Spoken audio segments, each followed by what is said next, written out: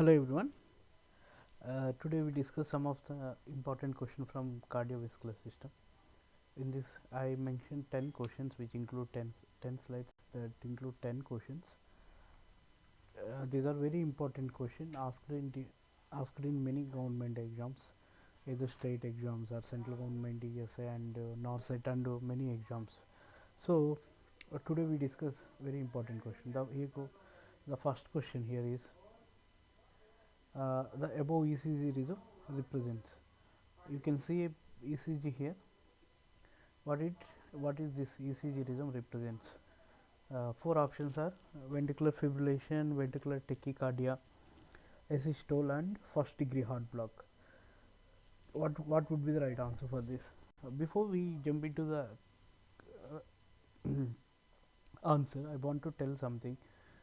What it differentiates from ventricular fibrillation from ventricular tachycardia, and what are the special characteristics of the ventricular fibrillation.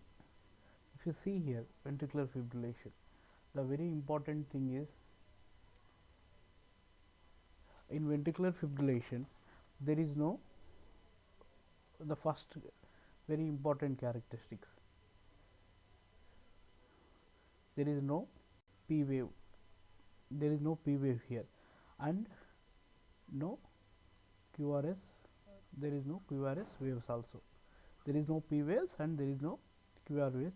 And third one, it's very important, is no specific pattern. For now I am just explaining ventricular fibrillation. In one more slide there is a question about ventricular tachycardia, so that time I explain tachycardia and also the how we differentiate actually ventricular fibrillation and ventricular tachycardia from ECG. So for this question, you see here there is, please remember this, there is no P waves. You can see, you cannot find any, there is no P waves only, there is no QRS waves, there is no QRS waves. See, these are some fibrillating waves you can see here, there is no QRS waves and no specific pattern. See here, either it is flat, or you can see some zigzag waves only. There is no specific pattern that following in this total ECG paper. These are very three important characteristics of the ventricular fibrillation. So the answer for this question is ventricular fibrillation. Before we please remember, anytime you get any ECG in ventricular fibrillation, the waves will be very slow, like this. You see in ECG, there is no P wave, there is no QRS waves, there is no specific pattern. The rate will be and also the rate will be more than 300. ECG heart rate will be. So one more thing, in 2021 Norcet they asked a question about ventricular fibrillation. So for confuse the candidate, how the rhythm was given, the same way, like this, small waves was given, then big waves, like this, then again small waves. These waves was actually quite big than this, what I like this, only 2-3 waves, then again these waves. So they had asked actually what the rhythm is it is. The answer was same, VF, VT and SVT was, and one more answer was given. The answer for that question was ventricular fibrillation, but many were many candidates was got confused in this. It is difficult to differentiate between ventricular fibrillation and ventricular tachycardia because of these big waves. So why these big waves comes in between? If any ventricular fibrillation, if you are giving CPR, if you see at the monitor, you can see when there is a hard push will be there, then you can see some pattern of ECG that looks big, it looks like ventricular tachy. Then there is no pushing, then again it goes to small, that is the ECG was given there. So please be careful, make sure, take your time while answering the question, otherwise it, in a under exam stress we are more prone to select the wrong answers. So after knowing also, there is a chance we can get negative marks, so please be careful. And the very next question here is cardiac enzyme that increase and very significant in myocardial infarction, alkaline phosphatase, creatine kinase, myoglobin, and troponin. The right answer, it's a single liner. The right answer here is troponin. Answer D, troponin. I want to tell some of the important characteristics of the troponin, why it is significant in cardiac, why we consider troponin as cardiac enzyme. Troponin, the specific characteristics of this enzyme is troponin is found only in the myocardium, found only in the myocardium. So it's get reduced when there is when there is a damage to the myocardium. So troponin we consider as specific cardiac enzyme that gives us an idea and helps in diagnosis that this patient is undergoing myocardial infarction. There are actually three types of troponin are there: trop C, trop T, and trop I. Three types of troponin are there, but we for the more specific and elevated levels we consider trop T and trop I. With this both we consider as very significant cardiac enzyme that useful in to know about myocardial infarction. Then one more very important thing here I want to tell is about myoglobin. This question can be asked in one more pattern. Which enzyme elevates first in case of myocardial infarction? The right answer for this question is myoglobin. If they ask like that, the first enzyme to elevate myoglobin is very first enzyme. It elevates in within 1 to 3 hours after myocardial infarction. The very significant enzyme related is very significant is very significant is, please be remember,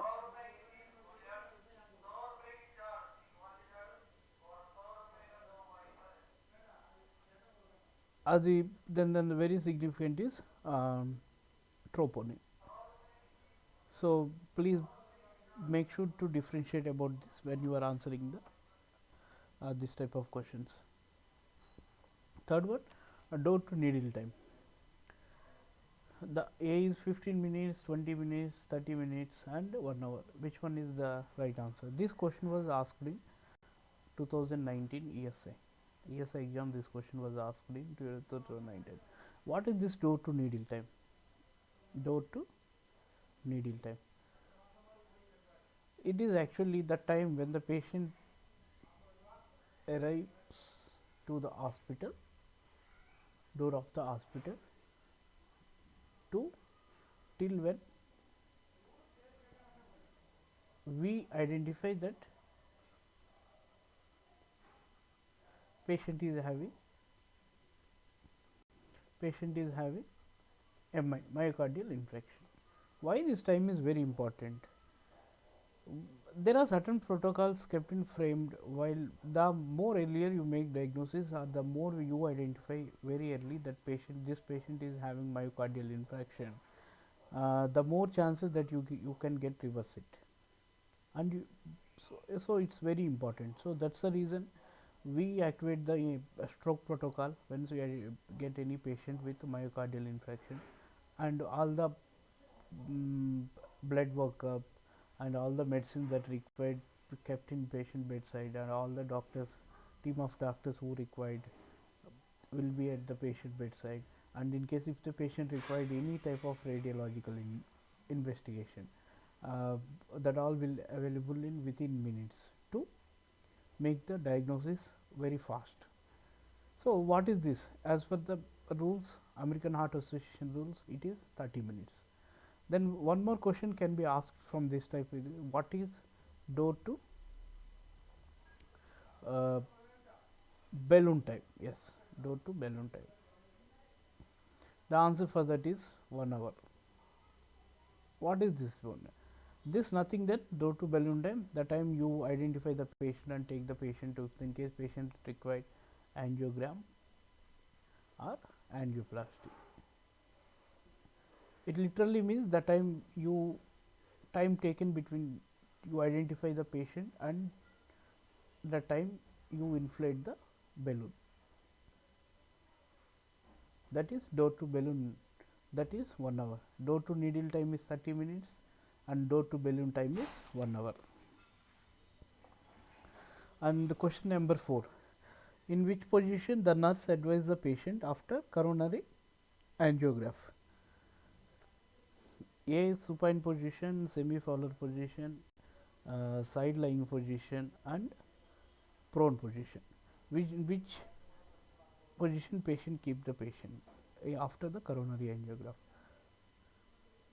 The right answer for this question is supine position.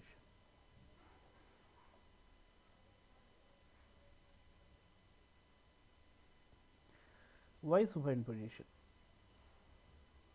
There are main reasons, two reasons for this: to decrease chances of any bleeding and to reduce chances of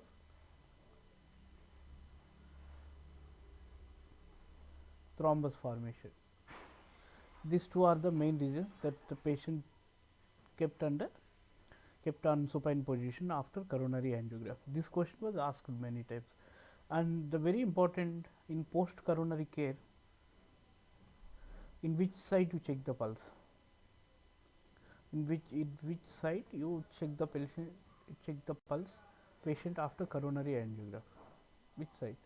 We check site at the, if you see which side we check, site at the procedure where the procedure was done, distal to the site or above the site.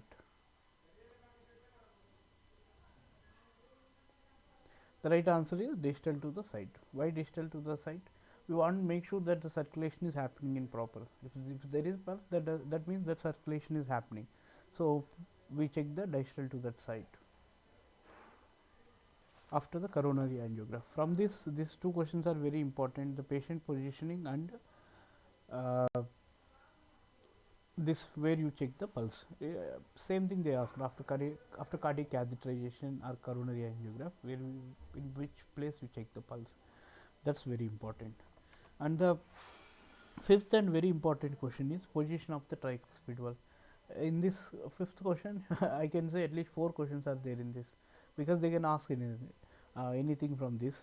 If you see, look at the four answer choices that was given here: right second ICS, left second ICS, right third ICS, left fourth ICS.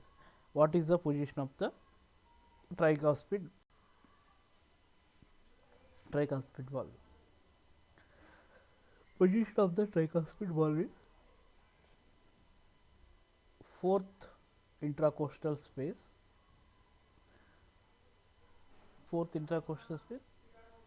to sternal border. This is sternal border. This is the way tricuspid valve will be there. And same thing, another right second ICS. If you see what is the right second ICS, which valve is present? That is aortic valve. Right side sternal border. Right second ICS.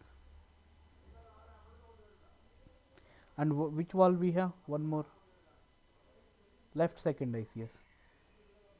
And very opposite to aortic, we have left border, we have pulmonic valve. And one more, what we have? Mitral valve, that is fifth ICS. Left, same thing, left sternal border, fifth ICS. So please, it's very important to know this, and this question been asked in many exams, not only in government, in exams, many other competitive exams also this question been asked. Only one valve that is at right side of your heart is, that is aortic. Remember in this way, only one valve right side of your heart is, that is aortic valve. Opposite to aortic valve, same place, left side, you have pulmonic valve. Then after pulmonic valve, you have fourth. This is 2. This is fourth. You have tricuspid valve. From fourth, fifth, we have mitral valve. This is the pattern. So please read this question also once again. It's very important.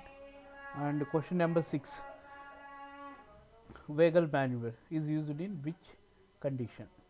SVT, supraventricular tachycardia, asystole, first degree heart block, and bradycardia.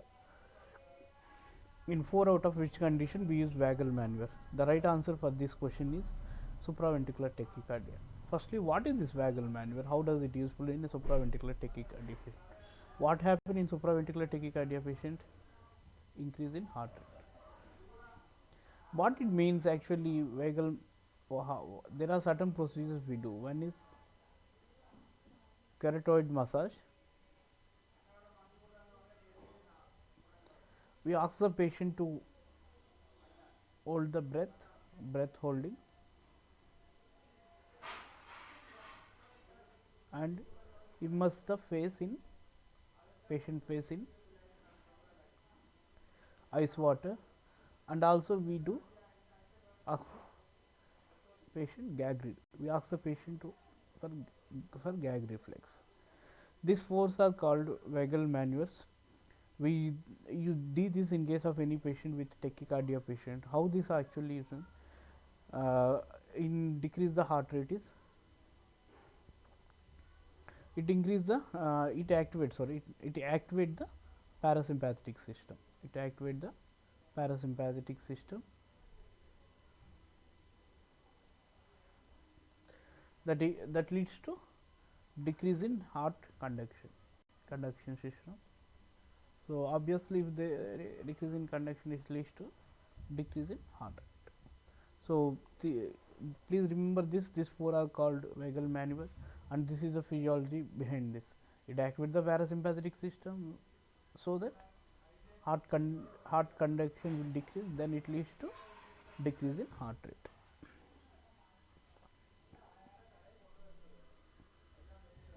And the very next question, normal troponin level. Again, this question is very important. This is single liner question actually. You should know the answer. 0 to 0.0004 nanogram per ml, 0.01 to 0.2 milligram per ml, 0 to 0.04 milligram per ml, and 1 to 2 milligram per ml. The right answer for this is option number A.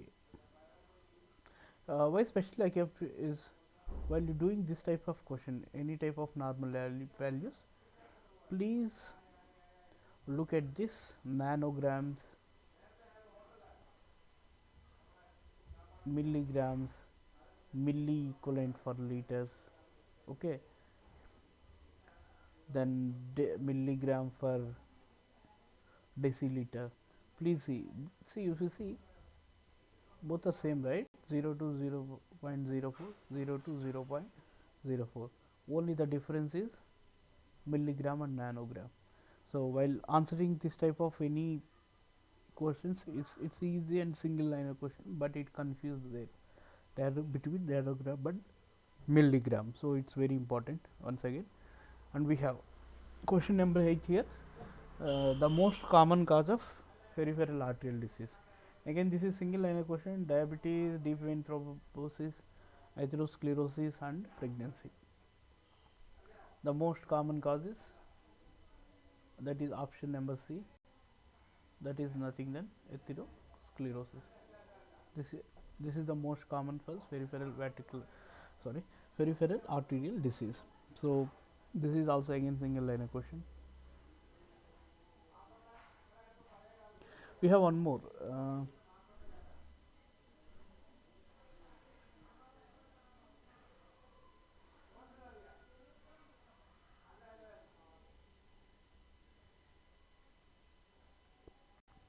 So then question number 9, we see here the above ECG represents ventricular tachycardia, ventricular fibrillation, second degree heart block, and myocardial infarction.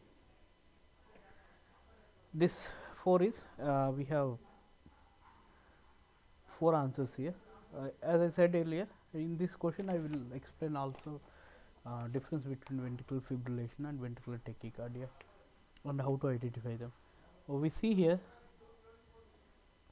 there is no P waves. There is no P wave in this ECG. This is ventricular tachycardia. You see ventricular fibrillation. Ventricular fibrillation also there is no P wave. No P wave. Here QRS wave. This is QRS wave is, we see here QRS wave is present. Here no QRS wave. Here the rate, if you see the rate will be around 150 beats per minute. Here around 300 beats per minute.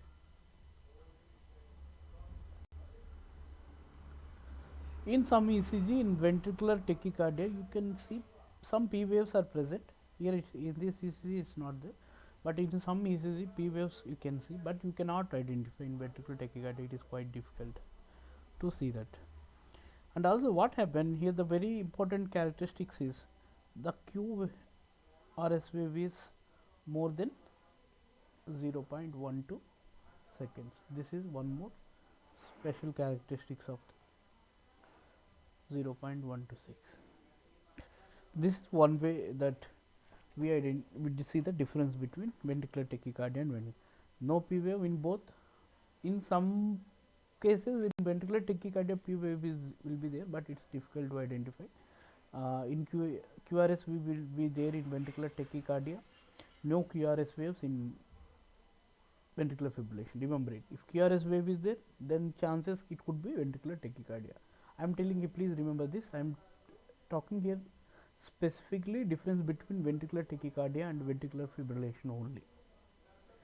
It's whatever I am saying here, it's applicable for this only these two. If there is QRS waves, then it will be definitely ventricular tachycardia. If there is no QRS waves, definitely it is ventricular fibrillation. You leave out the rate and rhythm both. But if you are in exam hall, you get any type of question this like this, and how would you answer? You leave out. It's easy to identify if there is any P wave or there is no QRS. Two things. 1 and 2. Please keep in mind these two. There is no P wave. Then second one, in ventricular tachycardia there is QRS wave. In ventricular fibrillation there is no QRS.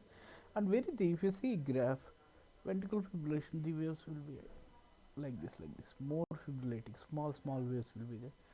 Maybe somewhat like this. Sometimes it comes like this, it comes like this. Then again small waves will be there. But if you see the ventricular tachycardia, you see the waves.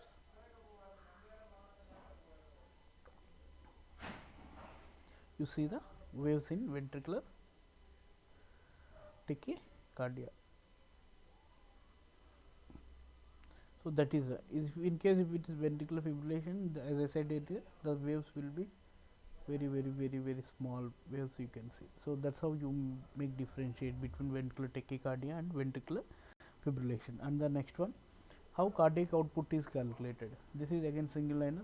Stroke volume into heart rate, systolic BP into diastolic BP, heart rate by stroke volume, systolic BP minus diastolic BP. The right answer for this question is question number A. Heart rate, it is stroke volume into heart rate. This is how the cardiac output is calculated. Thank you so much for watching my video. Please subscribe my channel. I will be coming with some more very important questions from different chapters, and also I discuss some of the important topics from each medical surgical nursing topics in a brief way in coming videos. Please subscribe my channel for updates. Thank you so much.